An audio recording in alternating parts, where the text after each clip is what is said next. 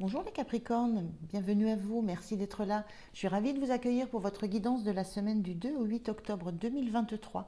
Donc je le dis à chaque fois, mais je le répète encore et toujours parce que c'est important, c'est une lecture générale, intuitive, ça ne peut pas résonner avec chacun d'entre vous, donc prenez vraiment uniquement ce qui vous parle, ce qui résonne avec ce que vous vivez en ce moment. Voilà, ne forcez surtout rien. Alors je commence par une carte qui va donner un petit peu l'énergie avec laquelle vous êtes dans cette semaine, qui va voir un petit peu, qui va donner un petit peu la couleur de la semaine. Je continue avec le tarot pour voir la situation, voir comment vous êtes, le point de soutien, le point de vigilance et l'énergie avec laquelle vous quittez cette semaine. Et je termine par euh, un message conseil. Voilà. Allez, c'est parti pour vous les Capricornes. On regarde quel est ce premier message, quelle est cette énergie qui vous accompagne sur cette semaine. Allez, quelle est l'énergie pour les Capricornes, s'il vous plaît? Quelle est l'énergie Capricorne la semaine du 2 au 8 octobre? Quelle est l'énergie?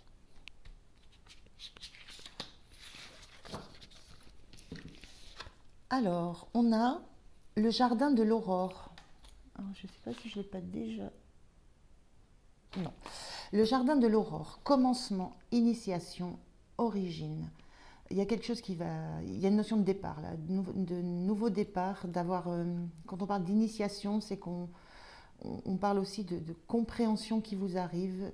Euh, il y a vraiment une notion de repartir aux origines, de retrouver les origines des choses, les origines des sensations, les origines de ce que vous vivez. Avec la notion d'une initiation, c'est que peut-être vous allez avoir des informations, des signes, des guidances. Il y a quelque chose qui démarre pour vous cette semaine, les Capricornes. Qui démarre et qui fait remonter aux origines des choses. Donc c'est plutôt joli comme énergie. On est vraiment dans un monde où il y a beaucoup de lumière. Allez, on regarde la situation. J'ai une très belle énergie là pour vous. Une bonne sensation là pour cette semaine. Allez, on regarde la situation. Je fais le tirage et je vous retrouve de suite. Allez, on regarde le dos de deck. Qu'est-ce qu'on a au dos de deck? Le 4 de bâton. 4 de bâton, ça parle de stabilité, ça... euh, Dans cette carte-là, ce que ça m'inspire, c'est que vous faites... Enfin, c'est comme si on vous disait au revoir. Moi, ce que ça m'inspire, ce 4 de bâton, c'est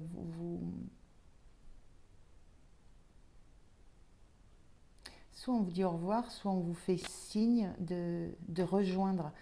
Il y a peut-être quelque chose de nouveau et de stable qui peut démarrer dans des relations qui puissent être amicales, familiales, ce que vous voulez. Euh, il y a la notion qu'on vous appelle, on vous invite à revenir dans quelque chose qui va être beaucoup plus stable.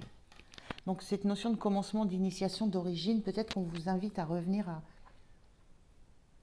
à des origines, des choses, à de la stabilité. On va voir ce que ça peut raconter.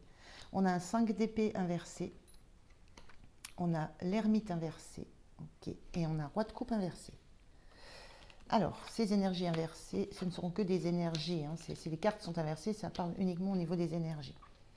La sensation là, avec cet ermite inversé, que vous sortez d'une phase où vous avez regardé et mis la lumière sur des choses du passé, sur des choses qui étaient en vous, sur des douleurs du passé, des événements du passé, des choses joyeuses aussi. Il y a eu un temps où vous avez eu besoin de mettre de la lumière euh, sur des choses terminées pour pouvoir fermer ce clapet d'ordinateur. Là, c'est symboliquement, c'est un ermite moderne quand même.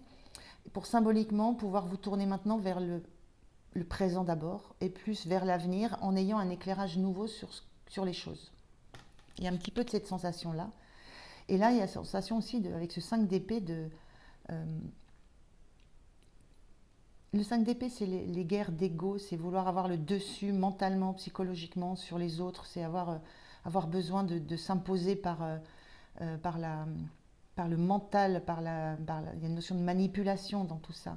Il y a quelque chose que vous comprenez, vous mettez j'ai la sensation que vous mettez la lumière sur votre passé, peut-être sur peut-être des manipulations que vous avez pu faire face à des autres. On voit hein, cette façon de prendre le dessus mentalement, moralement sur les autres, c'est inversé.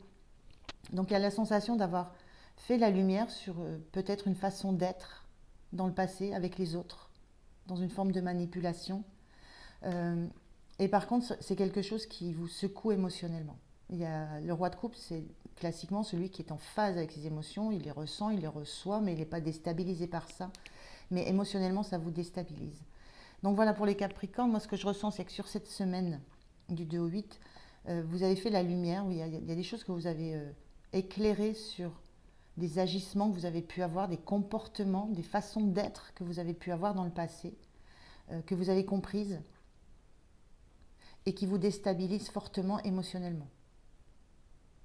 Voilà, vous avez du mal à garder la maîtrise de ce que ça génère en vous émotionnellement. Et c'est cette envie de revenir vers de la stabilité qui vous habite pour la semaine. C'est plutôt ce retour, c'est retourner vers quelque chose qui soit stable, retrouver une stabilité, retrouver une maîtrise. Donc il y a un petit peu de ça. Et quand on parle de commencement d'initiation d'origine, c'est revenir aux sources, revenir à l'origine, qu'est-ce qui fait que vous avez eu ces comportements. Et c'est tout ça que vous avez peut-être mis un peu en lumière et qui peut déstabiliser. Alors comment vous vous sentez en empereur? Quand même l'empereur, il ne se laisse pas compter histoire. Hein. Il se laisse pas, lui, pour le coup, manipuler, il ne se laisse pas déstabiliser. Vous êtes déstabilisé certainement émotionnellement, mais dans ce que vous montrez à l'extérieur, ça ne se voit absolument pas. Vous restez dans cette position assez rigide. L'empereur, il est rigide. Hein. Il ne se laisse pas, comment on peut dire ça, convaincre facilement de quelque chose. Il ne se laisse pas déstabiliser par des arguments. Il a même du mal aussi à changer de posture, même quand il se rend compte que ce qu'on lui apporte peut être bon pour lui. Donc il y a cette notion d'agripper ce symbole de la puissance et de l'autorité. Donc vous vous sentez fort et sûr de vous, et en phase avec qui vous êtes et qui vous voulez être. Et c'est ce que vous montrez. Voilà. Vous montrez cette force, vous montrez cette sérénité, vous montrez cette droiture, et peut-être il y a cette sensation que voilà, il y a une rigidité qui est là malgré tout. Votre point de soutien, c'est ce roi de pentacle inversé. Votre point de soutien, c'est vous savez que vous n'avez plus. Enfin, le roi de pentacle, il a tout. Il peut savourer tout ce qu'il a mis en place. Il peut savourer tout son côté matériel, son côté concret, son côté valeur. Il peut s'appuyer dessus. Il n'a pas besoin. Il n'a pas besoin des autres. Il a son abondance à lui tout seul, le roi de Pentacle. Il a tout créé, il a tout investi, et donc il a des retours sur investissement.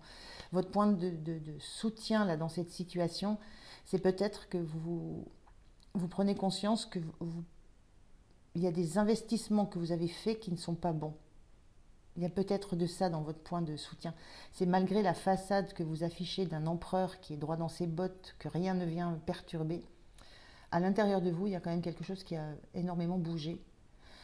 Et vous vous rendez peut-être compte que ce que vous obtenez maintenant, c'est lié à certains investissements, entre guillemets, hein, un investissement émotionnel, investissement dans des relations qui n'ont pas forcément eu le meilleur rendement pour vous. Et ce point de soutien, c'est que vous apercevez de ça. Et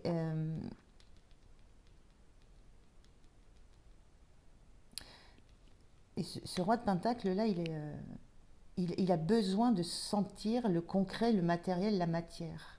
Et votre point de soutien là, ce sont des valeurs aussi, des valeurs morales. Et le point de soutien que vous avez, c'est que il y a une sorte de prise de conscience, parce que là, on est dans la maîtrise à l'endroit, la carte est à l'envers.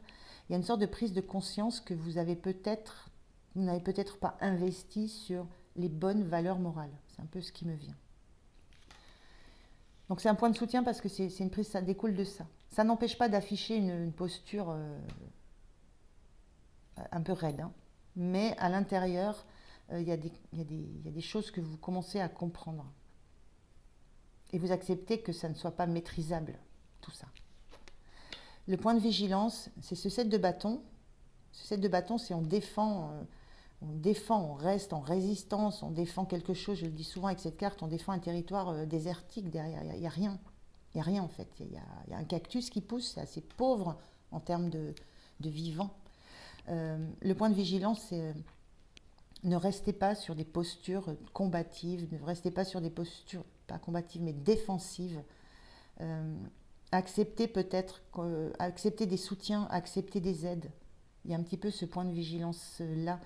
Accepter des soutiens, et il y a la sensation de vous sentir seul contre le reste du monde. Pour défendre des acquis qui ne sont plus réellement, qui reposent sur, je dis souvent aussi, qui reposent sur du sable. Donc c'est mouvant. Donc le point de vigilance, c'est ne refusez pas les soutiens, ne refusez pas les aides, et ne refusez pas de voir ce qui est autour de vous, ne refusez pas de voir ce que vous êtes en train de défendre. Est-ce que ça vaut le coup? Est-ce que c'est encore de l'ordre du nécessaire, de l'utile? Et il y a cette sensation-là, on vous invite à revenir vers quelque chose de stable, mais de stable en relationnel. Il y a du monde. Le point de soutien, l'énergie en fin de semaine, vous en avez plein le dos. Vous avez il y a beaucoup de charges, beaucoup d'activités, beaucoup de responsabilités. Il y a une fatigue, il y a une usure qui s'installe, là, qui arrive. Il y a une fatigue physique. C'est souvent le bâton. On est beaucoup dans le bâton là, du bâton. Il y a une fatigue physique parce qu'il y a beaucoup à gérer. Il y a beaucoup de choses à gérer, de tâches à faire, de responsabilités, de soutien à apporter. Vous avez énormément d'activités et donc c'est fatigant. Donc il y a une usure physique sur la fin de la semaine. Il y a une fatigue physique qui est peut-être liée aussi à cette notion d'être toujours sur la défensive. C'est pour ça qu'on vous dit attention, point de vigilance, lâchez des choses, lâchez des résistances parce que vous allez vous fatiguer beaucoup.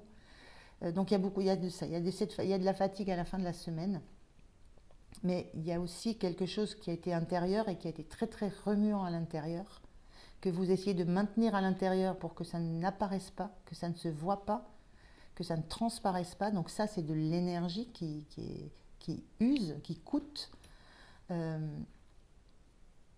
Donc il y a tout ça, il y a une invitation à revenir, une envie aussi de revenir à des choses beaucoup plus stables, beaucoup plus posées, beaucoup plus sereines, des choses du quotidien, des choses de naturelles. Voilà, ce sont des personnes là qui semblent vous inviter pour par exemple un pique-nique, ou voilà, revenir à des choses très très simples, basiques, du relationnel simple. Ce que vous n'avez pas eu l'occasion de mettre en pratique pendant assez longtemps, je pense. Voilà, c'est un petit peu ce que je peux vous dire les Capricornes sur la semaine. Donc une semaine assez éprouvante, hein. Intérieurement éprouvante, et éprouvante du fait de devoir garder une façade assez froide. Alors, le conseil pour vous cette semaine, les Capricornes. Quel est le conseil? Je pense qu'il y en a deux, je vais les garder. Ouais. Le chat ne s'éparpille pas, il est concentré sur une tâche à la fois. Bon, c'est le conseil qu'on vous donne, hein, parce que ça, c'est pas le cas. Hein. Ça, c'est ça, plus ça, plus ça, plus ça, plus ça. Hein. Plus tout ce qui est intérieur. Vous aussi, soyez entier ou entière dans ce que vous faites, y compris dans les plus petites choses du quotidien, comme vous brosser les dents ou vous préparez un thé. Vous ressentirez des choses jusqu'alors inexplorées. Moi, ce que je retiens là, c'est soyez entier, entière dans ce que vous faites. Quel que soit ce que vous faites, soyez entier et entière. Et il y a quelque chose à travailler là-dessus, dans le fait d'être sur une chose à la fois, mais d'y être à fond, de n'être que dans ça. Le chat est un contemplateur. Prenez le temps, c'est compliqué, prenez le temps de ne rien faire d'autre que de contempler, admirer, que ce soit un paysage, une fleur, un insecte ou même le bitume. Les trésors que tout cela renferme vous emmèneront dans la béatitude.